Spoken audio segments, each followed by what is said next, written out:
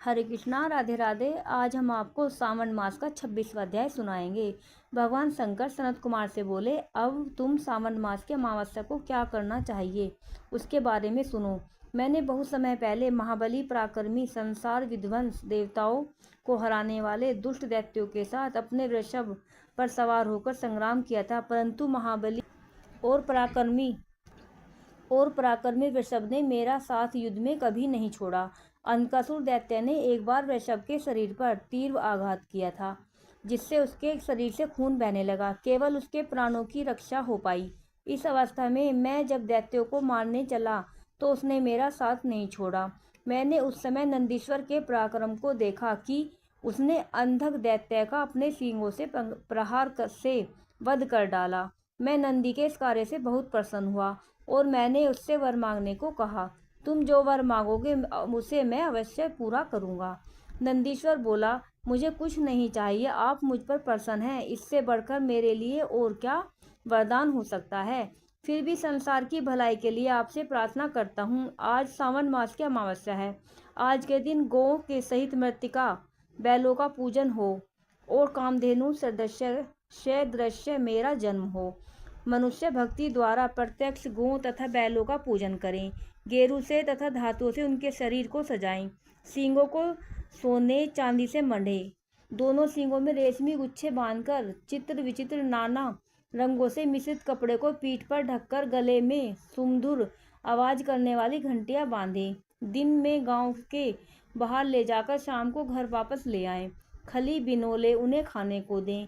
जो ऐसा करे उनके यहाँ गोधन की वृद्धि हो। मैंने वृषभ से कहा, तुमने जो मांगा है वह सब तुमको अवश्य मिलेगा।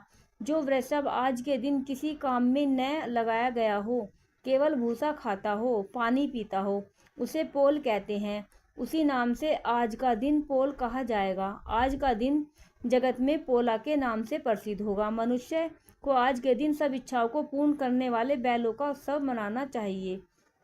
हे सनत कुमार, अब मैं तुम्हें कुशोपाटिनी कुशाग्रहण विधि बताता हूँ। सावन मास की अमावस्या के दिन स्नान करके पवित्र होकर कुशोपाटन करना चाहिए। कुश को बार बार प्रयोग करने पर भी वह शुद्ध रहता है। कुश, काश, भव, दुर्वा, खस, कुंदुक, गेहूं, चावल, मुंज और घास, यह कुशा के 10 भेद बताए हैं। ब्रह्मा द्वारा नैसर्गिक उत्पन्न दर्भ मेरे सब पापों को नष्ट करें, स्वास्तिक कारक हो। यह मंत्र कहकर पूर्व उत्तर के बीच ईशान कोण में मुख करके हुम फट मंत्र द्वारा एक ही बार कुश उखाड़ना चाहिए। जिन कुशों के अग्रभाग सूखे न हो, ऐसे हरे रंग के कुश देव कार्य और जपादि कर्म में जड़ रहित कुश पितृ कार्य में रखना चाहिए। देव कार्य और पितृ कार्य के लिए 7 पत्र के कुश उत्तम बताए गए हैं। मध्य में पत्र न हो, ऐसे अग्रभाग सहित आदेश प्रमाण कुश पवित्रा के रखने योग्य हैं। ब्राह्मण के लिए 4 कुश की पवित्रा, क्षत्रिय के लिए 3 कुश की पवित्रा, वैश्य के लिए 2 कुश की पवित्रा और शूद्र के लिए 1 कुश की पवित्रा देना चाहिए। उत्पर्वनाथ के लिए वर्णों के लिए 2 पवित्रा होते हैं। 50 का ब्रह्मा तथा 25 का विष्टर होता है। पवित्रा को आचमन करते समय हाथ से न निकालें। विकिट, अग्निकारक तथा पाग समाप्ति पर पवित्रा को त्याग देना चाहिए। दर्भ तुल्य पुण्यदाता अन्य कोई पवित्रा पापनाशक नहीं है। जितने देव और पितृ कार्य हैं वह सब दर्भाधीन हैं।